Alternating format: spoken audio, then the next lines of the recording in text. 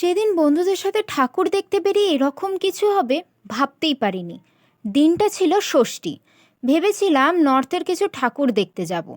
এই যে প্যান্ডেলটা দেখছো, এটা হলো আড়িয়টলা সার্বজনীন।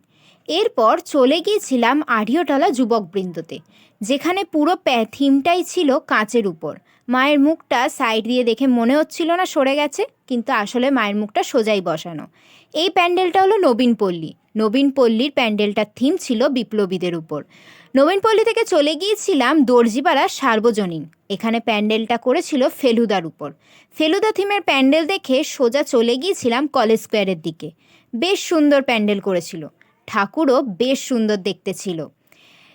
কলেজ স্কোয়ারের ঠাকুর দেখে এরপর ভেবেছিলাম সন্তোষ মিত্র স্কোয়ারের ঠাকুরটা দেখব, কিন্তু ওখানে এত ভিড় হবে সত্যি ভাবতে পারিনি।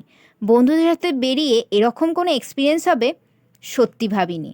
তাই সন্তোষ মিত্র স্কোয়ার স্কিপ করে ভাবলাম ওখান থেকে মশলা মামাজির নিউ ওপেনিং ক্যাফে থেকে কিছু ট্রাই করি। তো ওখান থেকে আমরা নিয়ে নিয়েছিলাম বার্গার কম্বো, যেখানে বার্গারের সাথে ফ্রেঞ্চ ফ্রাই আর একটা কোক পেয়ে যাবে। লোকেশানটা সেম, শুধু মশলা মামাজির পুরনো আউটলেট থেকে একটু এগিয়ে। দেন ওখান থেকে চলে গিয়েছিলাম কালিকাতে।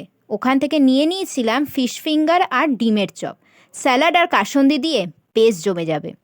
এরপর পেট পুজো সেরে শোয়াবাজার রাজবাড়ির ঠাকুর দেখতে চলে গিয়েছিলাম। ওখানে বেশ ভিড় ছিল। দেন চললাম বাড়ির পথে। বাড়ি যেতে গিয়ে দেখি পাড়ার প্যান্ডেলে ফাংশন হচ্ছে। আমি ততক্ষণ ফাংশন দেখি, আর তোমরা বলো কোথায় কোথায় ঠাকুর দেখলে।